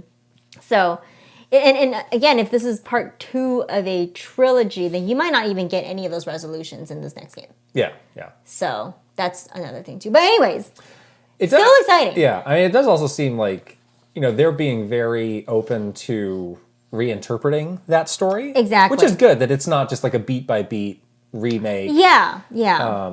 It's like, but what parts do you keep? What parts do you reinvent? Right. That's really tough decision making. Mm-hmm. Yeah, another thing is, this was part of this whole 25th anniversary event. They also announced an updated version of Final Fantasy VII Crisis Core. Yes. Which is kind of a side game, which I didn't play. I think it was originally a PSP game. Yeah, yeah. And but people seem really excited for that. Yeah, I was thinking, is this, are they milking Final Fantasy VII too much? Because it's been, just nonstop. Yeah. It seems like Square Enix is really, banking on this one game and its many permutations in a huge way. And I was like, no, I actually respect this. Because... It's like they know how to do it in a way that freshens it up. Yeah, they're doing it so many different ways. It's not just the same thing again and again. And it's not just your typical remaster or something like that too. Yeah. It really does feel like a new game. It is amazing how that this one game can support all of the weight of all of these different things, and it made me think of what other games could you do this for? So they have the original game is just out. That'll be, you can buy that on whatever platform, the original PS1 game. They have all these remakes, which are a complete reimagining. Yeah. They did the movie. Right. That movie wasn't great, but they did it. Yeah, the CG movie a couple years ago. Yeah. And then they have these other kind of spin-off, like Crisis Core. Right. It's kind of like what they wanted to do, I think, with Final Fantasy 13, because there was there's Final Fantasy 13 Versus, which I don't think ever came out. So I think they've had this idea of let's take one Final Fantasy universe and riff off of it. Right, right. So I think it's a pretty short list of games that you could do this with, but I kind of I want somebody else to try this. To try it, yeah. Because, again, it's been so successful for them. It seems like if you do it right, this could be a huge hit. And you need something that has all those right elements to be able to support, a big kind of content wheel kind of thing, it needs to be something that's a little bit older. Yeah. So you can reintroduce a new audience in a way where you don't piss off, Yeah, because you need to be able to feel the contrast between the original and the update, and not just feel again, it's oh, well, I already played this 5 years ago. The Last of Us. It's exactly. We've remade this twice in the span of 10 years. Yeah, yeah. It needs to have some age to it, where it's all right, I appreciate the... You need to have some, a sense of I missed this. Yeah. Right? Yeah, I put that out on Twitter, and everybody was saying Ocarina of Time. I think that's a perfect candidate. That's a great for something one. this. I was definitely thinking of some sort of Zelda game, for sure. Immediately came to me as some sort of Zelda game. Because that game still mostly holds up. Yeah. But there's so much more you could do with that. Yeah. And I think you could do that in these multiple installments of games if you were to make a big remake and reimagining of that. Right. And I think all that other stuff around it too, Ocarina of Time movie could be really cool. Side stories could be really cool. Yeah. I think the side stories is a big thing for Ocarina of Time. Yeah. If you could do it with another character's perspective. Right. or like have it all as, I don't know. I think there's so many opportunities with Zelda games to do something like this, but yeah. Are there any others that like come to mind of like, oh, this would be perfect for this? Well, they're kind of doing it a little bit with Fire Emblem, with the three houses stuff. Like you could do like, oh, as a new game though. Yeah. Yeah, but not like as something that is being it's been kept relevant for 25 years. Yeah, is what I'm thinking. Yeah. It's a short list, but yeah, somebody out there has got to be seeing this and being like, we could do that. And probably it's somebody who shouldn't be thinking that. You know? Somebody overconfident. Yeah. Oh no. Yeah, we can do this, and then they just sink the company. It's like, I don't know, like Call of Duty or something. Well, their game again this year is Modern Warfare 2, which again I played about 10 years ago. COD. COD 2. Love the COD. All right. Okay, that's it for the news, yeah? Yeah. Okay. On to questions. We have questions that is this from last week? There's two questions that we saved from last week because I got tired. Okay. Let's answer those first. Well, those are kind of jumbled in here. So we'll get to them. We'll get to those, don't worry. First question is from Brooke Obscura. While we often wonder which third-party studios would be a great match to develop a new game based off an existing Nintendo IP, what existing third-party property would you like to see have a new game developed in-house by Nintendo? In-house by Nintendo. So okay. Nintendo making a third-party property. Okay. Right. Okay. What third-party property would be good for Nintendo to make in-house? Maybe Monster Hunter? Oh. Would be interesting. Wow. That is so... Hadn't thought of that. I feel like... Okay, hear me out. Yeah. I think, Monster Hunter has a very specific Capcom identity. Mm-hmm. And it's like, when you think about what is a Capcom game, Monster Hunter definitely is one that comes to mind, But I would love to see Nintendo's, like, take on something like that. Like, something a little bit more serious, a little bit more combat-driven, a little bit more, like, skill-driven, and see, like, what that might look like. Wow. I would, I'm just patiently waiting for a new Shovel Knight game. Oh. And maybe we have an arrangement where Yacht Club continues to make 2D Shovel Knight games, but Nintendo makes a 3D Shovel Knight game. Oh, that's cool. I think that could be really cool. Chris Slate would be so happy. I would be happy. And then, I was also thinking about, last week we were talking about 3D platformers and how those have just like almost disappeared. Yeah. And it's like, well, Nintendo obviously knows how to make a great 3D platformer, so let them do like a classic like Jak and Daxter or Crash Bandicoot or just any of those that like those IP holders just seem to be like done with. Yeah. It's like just let them just let somebody else do it. That'd be great. And then, 2 IPs that are just like in the vault. It's like, somebody please do something with Castlevania and Mega Man, please. Anybody? Yeah. Nintendo. Mega Man would literally be perfect. Anybody. Literally anybody. Please do something with these. It doesn't have to be Nintendo. Maybe Capcom and Konami can do something with their own great IPs. Something. Come to your senses, people. All right. Next question is from Colin SM. This is a little ranty, I gotta say, but I understand where he's coming from. Yes. I'm wondering about a pattern I've noticed in recent Mario sports games, particularly on the Switch. It seems Nintendo has embraced a philosophy of putting low-content games to launch and deciding how to invest in their expansion based on the initial sales. I understand the concept of a minimum viable product, but I cannot help but feel they're shooting themselves in both legs, not just one foot, in both legs. As a recent college grad, I can attest that people still bring old consoles to social settings and play games like Mario Strikers Charge, which has twice as many characters as Battle League, more than a decade later. Nearly everyone I know should be a core piece of the market immediately sees the lack of content and decides $60 is not a fair price. Then by the time discounts roll around, the hype is gone, and they wind up never playing at all. Yeah. So my question is vaguely, what's going on? Is this a result of the transition to HD? Has Nintendo simply become more conservative even as they've become the richest company in Japan? On the ground here, I'm watching them lose fans in real time, and I worry they're losing sight of the long-term value in making quality investments now. Wow. I mean, we've gotten this question in various forms. Yes. Recently. I asked myself a question this weekend that I don't know the answer to. Oh. Which is sort of related to this, which is, so Nintendo's last 2 big games, Switch Sports and Strikers. and Strikers. Yeah. Why is Switch Sports $40 and Mario Strikers is $60? Because Mario's in it. So what? The IP is worth money. But Wii Sports is the best-selling game ever. Doesn't matter.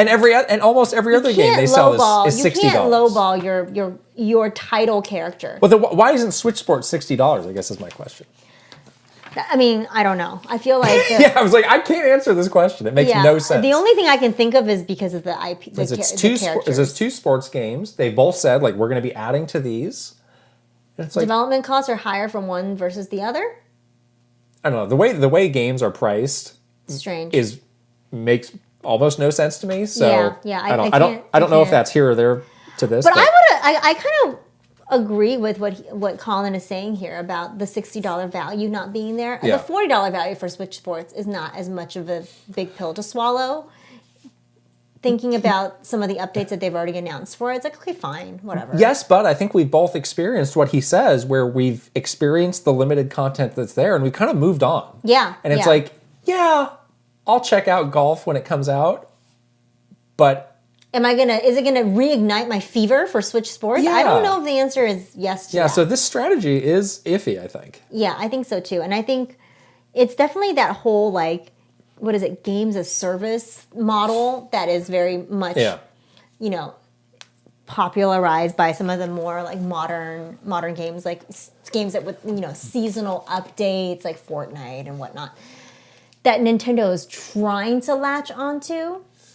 But I don't know if they're doing a good job with the content the way that they're rolling out the content. I think Fortnite does a really good job because they kind of reset everything every single time. And you feel like, okay, it's fresh now, I can jump in.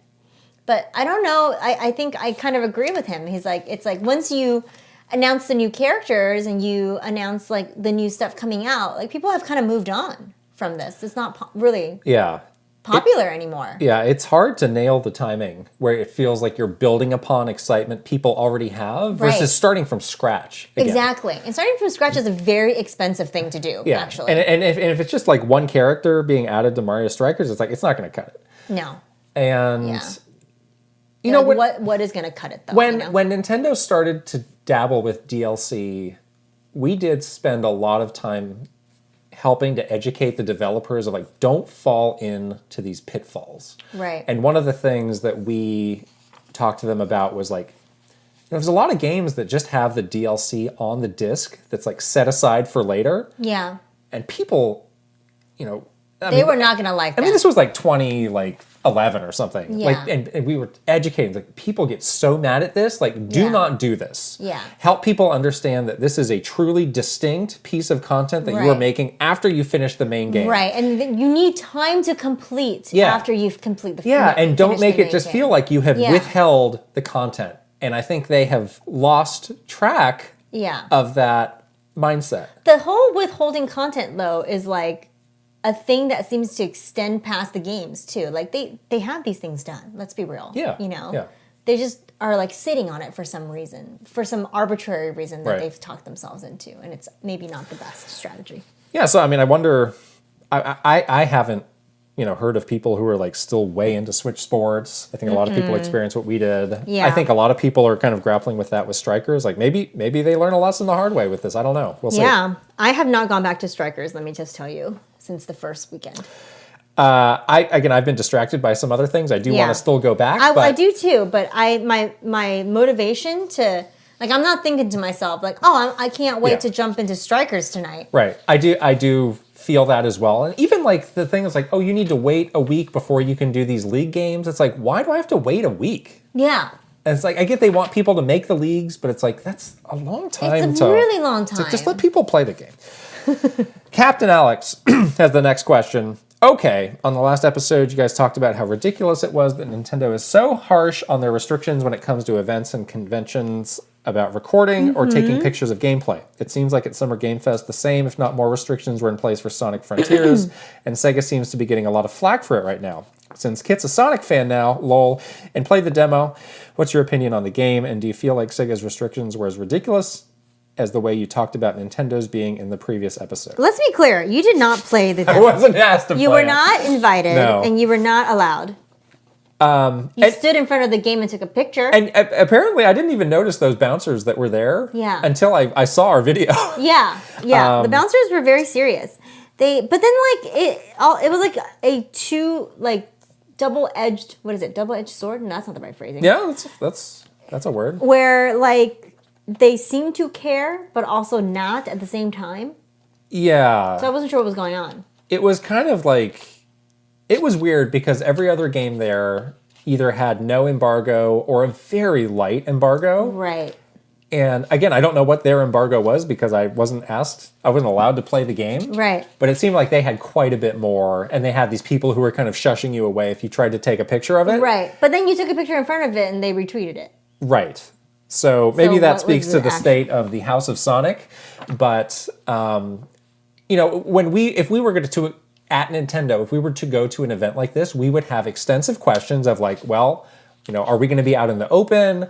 Can we secure a private space if we have a game where we want to be serious about the embargo? Yeah. Can we do appointment only, in a private space? Yeah, whatever. and to Captain Alex's question, you just need to know where you are and how much control you actually have. Right. Because at a show like PAX, it's don't even bother because it's a free. You're not going to be able to enforce it. It's a free for all. People are all over the place. You can't stop it. But again, if you're at E3, you can put things behind closed doors, and you can actually manage that, and you can have 100% success rate with that. Exactly. So don't be silly and try and put something out there and then put a silly bouncer guy there. The bouncer guy wasn't even tough. He looked at you with such disdain. I didn't even notice. You did in the video. He didn't even register to me. Captured it. Ewinema02. Hey, Kit and Krysta, will you try to bring Charles Martinet on the podcast? Also, did you know he has a role in another upcoming movie other than the Mario movie by Illumination? He plays a villain named Magenta in the movie Dragon Ball Superhero. The movie released August 19th here in the U.S. Releases August 19th here in the U.S. Good topic on guests. So first of all, Charles Martinet. I think we would love to have Charles Martinet on the guest. I don't think he's allowed. He's not allowed. There are people at Nintendo who manage all of the things he does. And they would say no. On behalf of Nintendo. I don't think anybody from Nintendo is going to be on this podcast anytime soon. Right, exactly. So I wouldn't count on that. We did have contact with Reggie this weekend, though. We did, Yes, we were playing the scheduling game with Reggie to be on as guest. Who knows? Maybe we'll have some guests before Reggie. We shall see. Yeah. But that's still happening. But Charles is a wonderful person. I'm sure he does lots of other work besides... Charles himself would love to come on, and he would absolutely say yes. But someone else would say no on his behalf. No. Exactly. All right. We have a double question from Frulia. Oh, boy. Get ready. What was the decision process like? Let me read it. Please. You might get tired. Please. To move Nintendo's on-stage press conference to Nintendo Directs. What is the general philosophy behind which games they showcase and the pacing of the presentation? So it was very much the Wii U era when when that switch happened. And, it was just a case of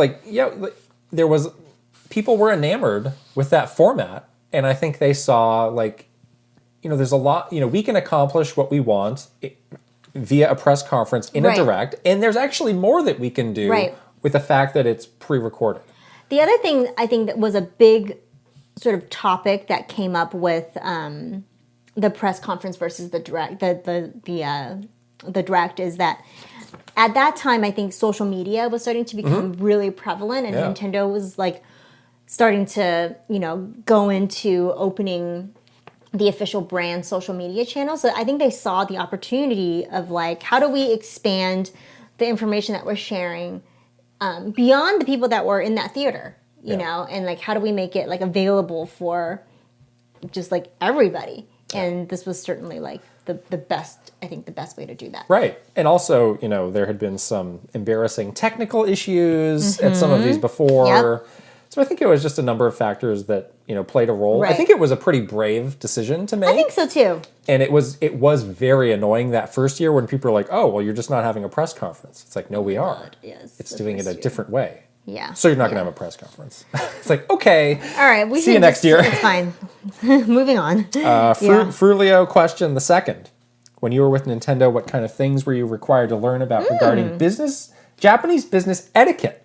Was there ever a time when you accidentally made a colleague uncomfortable because you forgot your Japanese business manners? This is a great question. That's a good question. I don't think I was taught anything about Japanese business etiquette. I don't think I was taught anything. We kind of learned on the job. Yeah. Yeah. We definitely had very regular meetings with our Japanese counterparts, and you sort of learn, you start to build relationships. I think that was helpful once you started to like actually get to know people. Right. But there's certainly like things that we knew that had to be done. Like you have to address people as Mr. such and such. You can't just call them by their first name or anything like that. We definitely learned from our Japanese coworkers about like email etiquette and how to construct an email to Japan. And then when we were in Japan, obviously, there was like certain things that we had to learn. Like there was always this group dinner at this one place that we would have to go to, and there's certain place to sit and so on and so forth. That was more like learn as you go, but no one like gave us a course on I think it's sad but true that the people in Japan just had incredibly low expectations for what we would bring to the table as far as, proper business etiquette. So I think they were just tickled whenever we did something that was not like a facepalm moment. Yeah, that's true. Yeah. Business cards with both hands. The business cards is a big one. Yeah. And there's actually, I've seen some videos by this comedian in Japan whose whole shtick is like violating business card etiquette. Oh, no. So it's like, you're supposed to hold it with two hands. You give it with two hands. You receive it with both hands. You're supposed to look at the card and you for a moment. leave it on the table, or you like put it in a nice holder to like show respect to it. Yeah, you don't just like stick it in your pocket and sit on it. And this guy so you hand me your card. Okay. He takes it with one hand. Oh, here, he takes it with one hand, crushes it while he stares at you, just like. How are you going to react to this? And it's it's really funny if you understand like the backstory to it. Right, yeah. It was just like, there's a lot of... There's always like some funny things too that just when you're in Japan as like a non-Japanese, I didn't really have to deal with this that much, but like you and Reggie kind of had to deal with this where you're very tall and things are very small. Oh yeah, don't hit your head on the doorway. You might, easy to hit your head. Also, like sometimes during the business centers, we'd sit like sitting on the ground. We would sit tatami. Some people couldn't hang with that. Yeah, I mean, I was okay. That's hard to do. I remember for Reggie once they brought him like the world's smallest folding chair. Yeah, it was like 3 inches off the ground. Reggie's a tall man. It's like, what is that? How is this helping? It's hard. I could see how it's like like physically uncomfortable. That's hilarious. But you would sit at this long dinner for like 3 hours, on the floor. The other one we learned. Yeah. Do not pour your own drink. Never pour your own drink. Pour somebody else's drink. And they'll pour your drink for you. Yes. Also, just be ready to drink. Be prepared. Be prepared. So prepare your stomach. Any other big... Yeah, I think that's pretty much... I mean... There's something like bowing, like people think. Like I don't think I ever really bowed. I bowed a little bit. You did like a half. I kind of did like a half-hearted. Yeah. It was like a handshake bow at the same time. It was Don't even bother. You shake the hand and you kind of do like a little nod. I think that's more offensive. Yeah. I mean, the half. You got to commit to the bow. You got to commit to it. I was like, I don't know what I'm doing with these bows. I'm just not going to do it. Yeah, I kind of did it a little bit. I never tried to like speak Japanese to them. I think that would be very strange. Some people like try to learn like a phrase. Oh, that's always a big like a little knee slapper. Cringy. It's a little cringy. Konnichiwa. Yeah. Like it's like a little like. Yeah. Again, the expectations are extremely low. Yeah, and they were very nice. Yeah. Like they're not out to like get you. No, they're just. But they're definitely having a good laugh. The other one. Bring a gift. Bring a gift with you. Yes. If you were the person traveling there, you bring the gift. Yeah, they always bring us gifts too. Right, they would always bring us delicious, like the snacks we get. Oh my gosh, all my papers! I got excited about snacks. And all my papers flew everywhere. My papers. My papers. I remember one year I had like a big meeting that I was leading, and I was like, okay. Somebody was like, oh well, they love coffee. Why don't you bring them some like blue bottle coffee? Yeah. Half of my suitcase was dedicated to this coffee. It was the worst idea ever, and all my clothes stunk of coffee once I got there.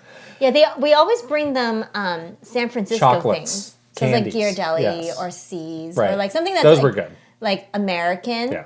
And they would always bring us like obviously like something Japanese, like some sort of Japanese snack or something like that. It was really nice. Yeah, it was sweet. All right.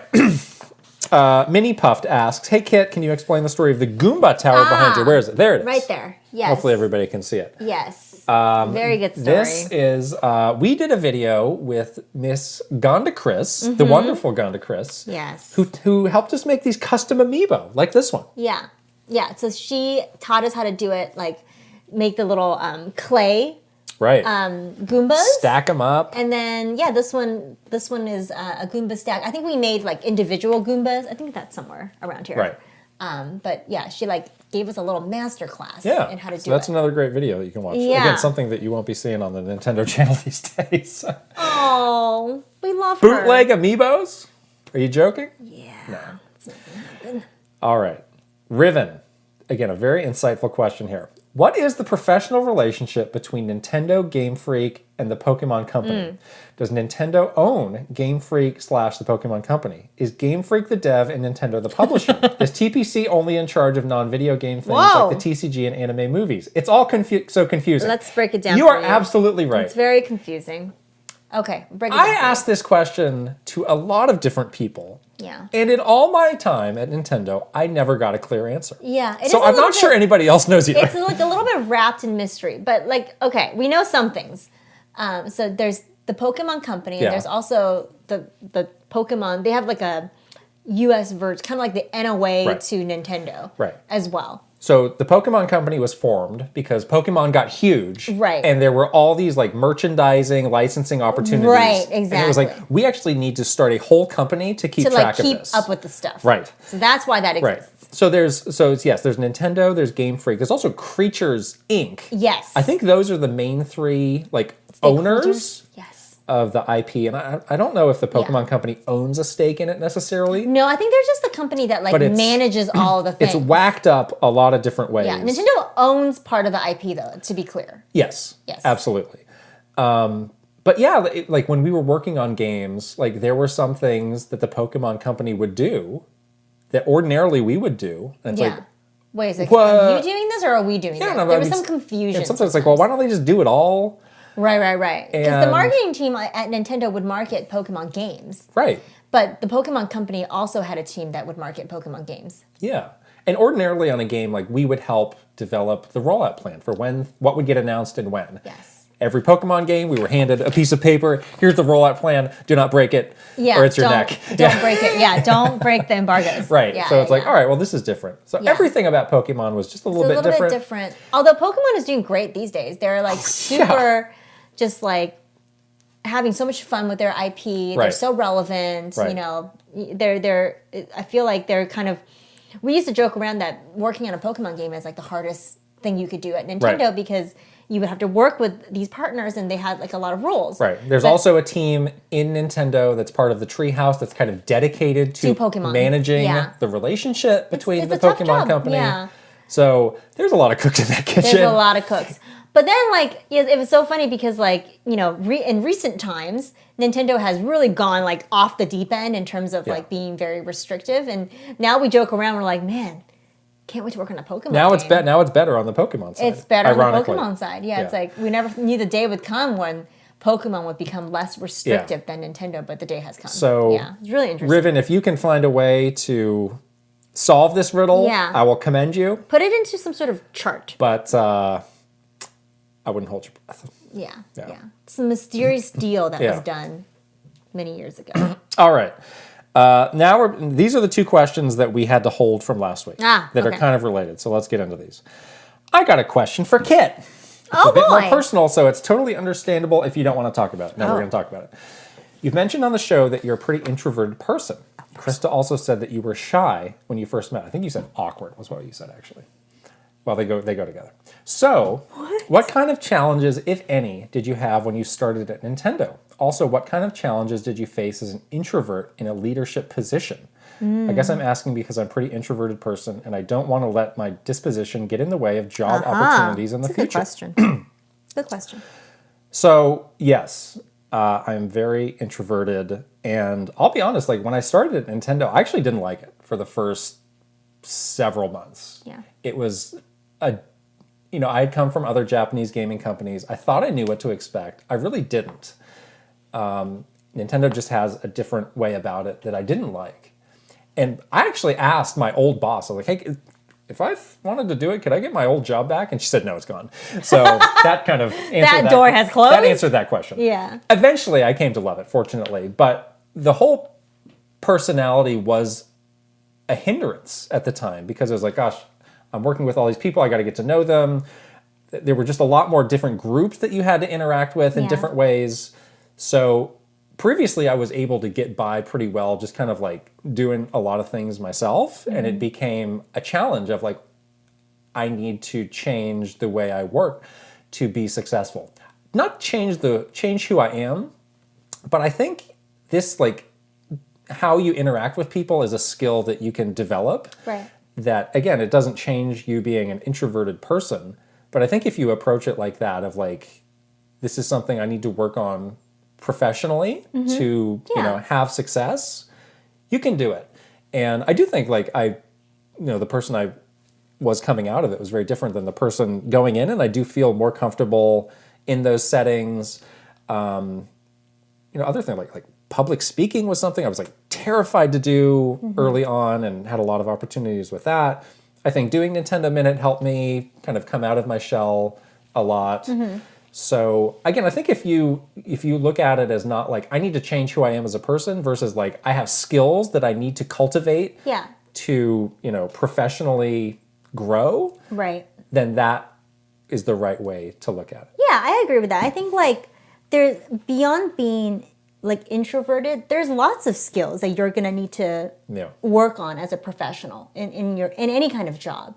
It's not all about whether you're an introverted person or not, but there's like, if you look at it as like a skill set to cultivate, I think that's a good way to make it feel attainable. Like there's lots of skills that I'm not an introvert, but there's lots of business skills that I did not have. Right. When I first started at Nintendo, when it was early in my career, I didn't know how to do, really basic things like how do I write an effective email? How do I put together a strategy document? How do I, find a way to express my ideas in a professional way where, people would take me seriously. Like there's lots of those kinds of challenges that you have to learn. So yeah, I think anybody can learn them if you just kind of recognize where you might have some gaps, and then you can find ways to overcome those. Right. And some of it like is valuable to have in life too. Like how do you do small talk? I hate small talk, but sometimes you got to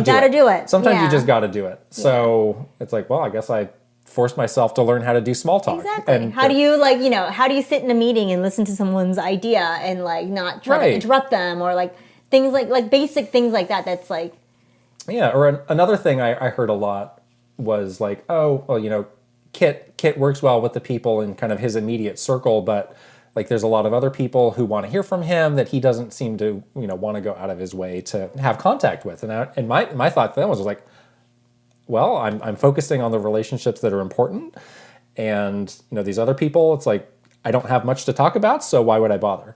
Yeah. But it became like, well, obviously they want to talk to me, so how can we find a way to make that productive, and how can I get something out of that conversation and not just, stare blankly at them when that time comes. So you can do it. You can definitely do it. If I can do it, you can do it. Yes, you can definitely do it. I was a mess. You were not a mess. Okay, somewhat related question from Policy Pace. Hello, Kit and Krysta. From previous episodes, I got the sense that Kit was put into a management or team leader role at some point. How did you transition from a coworker to being responsible for members of your team, and what kind of challenges did that entail? Ooh. So, yes.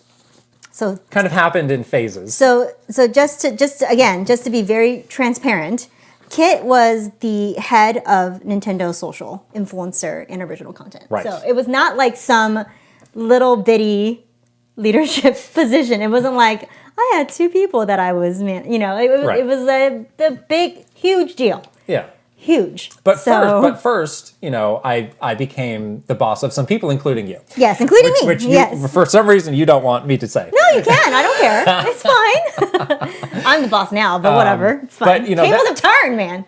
We talked about it before. Again, like, not enough companies give you training on what it means to manage people. Oh, yeah. At Nintendo, I don't think I got literally any training at all. When I started managing people at Nintendo, I got zero training. Had to figure it out on the fly. And a lot of it was like, well, what would I want my boss to do for me? Right. Or what would I want, or what would I not want in that setting? And that could be different based on who you are managing. Right. Like somebody might need something that is different than somebody else. Right, right. Yeah. And then, the next step of like, well, now I'm overseeing this team of like a dozen people, some of which I directly manage, some of which I don't, was another challenge. And again, not a lot of structure there as far as, hey, here's what you need to know of how to do that. So again, I had to figure it out on myself. I feel like this is why people have bad bosses. It's because really, a lot of companies don't give you any resources on how to, so like, unless you have naturally like that skill, it's really difficult for you to like find resources to develop it. So in hindsight, shocking that, that is not there. And I think something that every company really badly needs. Because that is because people complain all the time about how terrible their manager is. Yeah, this is make or break. Like, do you like your job? Will you stay at your job stuff? Oh yeah, absolutely. How do you retain people? What is the number one reason why people leave? Because they hate their boss. Yeah. There was often like a line of people that got to that level where it felt like a little adversarial of like, people above or below that level. Where it's like, oh, I don't know if you're on my side. Like, you're on the side of like the management. Oh, I see what you're saying. Versus like the people. Where are you getting at here? And, I was coming from the people side to the management side. So I was like, I've been on that side of that and that stinks. So I don't want to be at that way. So I really tried to like juggle both sides where it's like, yes, it's really hard to do I'm representing this team with the leadership, but I'm also like really advocates for them. And that's literally your number one job as a manager is to be the voice of your team. Right. And to stand up for your team. And I'm representing how they're thinking and feeling, and I'm listening and I'm asking them for how they think and feel. And you need to know what's going on. That's a big thing too. I feel like a lot of managers nowadays are so out of touch. That is one of the hardest things, and that's where I think people get sunk into that, like, I'm just the leader, is like they lose touch with what, their team is doing, is thinking, is feeling. You are, as a boss, you basically become a servant to your team. Right. You cannot serve the people that is your boss. Right. That's actually a huge pitfall, I think. Yeah. And the worst, not you. I've had other bosses that were not Kit. I'm just making, again, just really clearly saying this.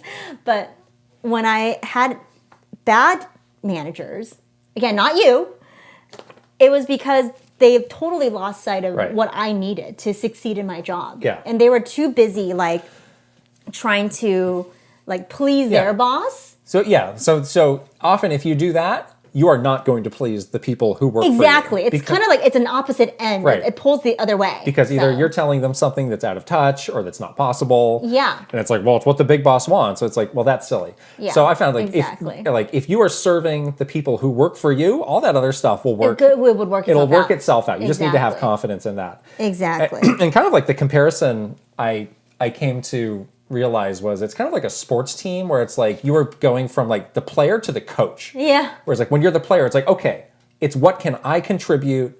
What am I individually doing to like put points on the board? Mm-hmm. And then when you become the manager of this big team, it's like you actually don't have time to do that. It's like you need to be helping all of your people. It's like how can I put them in a position where they can put to points succeed? Put the exactly. Points on the board. And it's absolutely not about like my job is not to do that anymore. Exactly. Your job is to serve your team. Right. Yeah. I think a lot of people don't actually know that. And that's a big transition where I think people are still like, oh, well, I'm still, the big shot and well, look at what I'm doing and I'm doing this or you can't do this. Yeah. The thing that I always appreciated about you when you became the boss is that you never changed your personality. I think you and I would have had a lot of problems. Because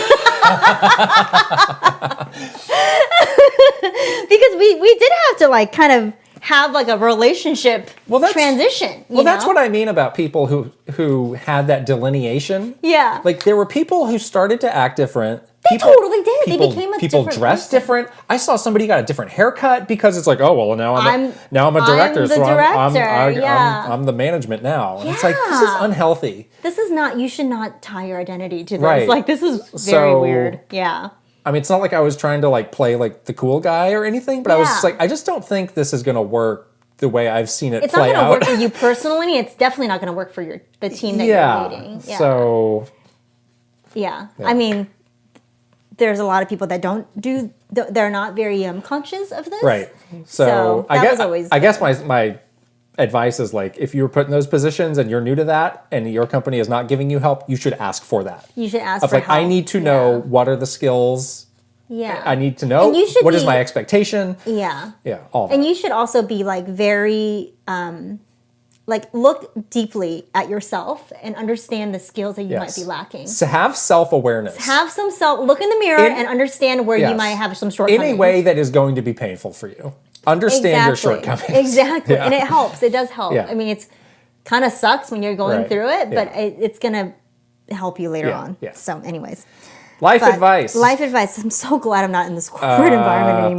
Back to the other questions. Troopage. Have either of you checked out the benefits from the new PlayStation Plus tiers yet? For example, I'm pretty happy with the emulation for PS1 games, and they have features comparable to the NSO apps like rewinding and save states. Yeah. Have you? I've checked it out. You did? I think I'm going to get it. Well, what do you... Oh, so you've been like browsing it? I've been browsing it, yes. Okay. Yes. Which tier are you going to get? I think the top one. Whoa! I know. Okay. I know. I just want to see. Like, I just want to try it. Sure. To like... Great. And see like what that gives me access to. Yeah. I do like that the PS1 game stuff that Troopage is talking about. I think that is one of the... You know, they don't have... The library is not like huge. That's the thing for me. If they right can... now, but... If they can like double that library... With stuff that's good, not like the NSO filler. Not like the Tecmo Bowling. Tecmo Bowl's good. Then I could be in on that. Yeah. I mean, I think we all have this. Is like we all probably have way too many subscriptions in our life, and I've kind of reached the point where it's like I really need. Like I have Game Pass, I have NSO, I have the base PS Plus. Mm-hmm. It's like I really need something substantial out of this. Okay. Yeah, I feel like I would still get something out of it. Sure. So, yeah, I think I'm going to pull the trigger on that. Okay. Yeah. There's also, if they added Bushido Blade, I would, just on that game alone. You So I'm pull curious how they start to roll out more games. Yeah. You know, I think is it going to be monthly? Is it 100% happening? So. But when and how? I don't think they've said that. They've been a little fishy about how they talk about this. I have faith. Okay. Our last question from Weetrick. Weetrick. Oh no! Nintendo fans are waiting with bated breath for a June Direct announcement internally. How early does Nintendo set the dates for upcoming Directs, and how far out is the roadmap planned? Well, we kind of talked about this a little bit, but yeah, I think we were kind of getting onto that bit of a schedule of February, June, September. I mean, there's always like a rough plan for the year. Sure. And the dates for those are always a little flexible. Yeah, exactly. Because you kind of take into consideration games might slip a little bit here or there, or because sometimes Japan might set a date that's like, oh, well, that's actually a holiday, right? In one of these countries, like, oh, didn't know, so we got to change it, right. So there's a long-term plan that gets tweaked in the short term as you go along. Yeah, and people are not too precious about the dates either. So like, there's an opportunity to like state your issue. Unfortunately, like that thing that happens around holidays, like they'll move it a day later, and it's like, well, now you get to work through your holiday. Oh, that's a bummer. A lot. Yeah, I mean, Thanksgiving was really like dicey for us usually because sometimes you wouldn't get it at all. Yeah, or like. Labor Day is the one in September. There was always a Direct that happened right after that people had to work through. Right.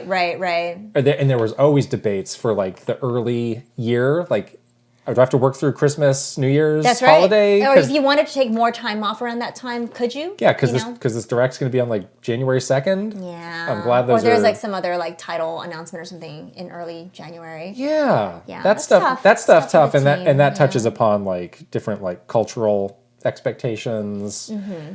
Yeah. In Europe, they have really strict rules about like not doing that, which was I always enjoyed it. So it was a bank holiday. When they threw those out, they're like, by German law, we are unable to work. I love it when it's like German law. Like, yes, got him.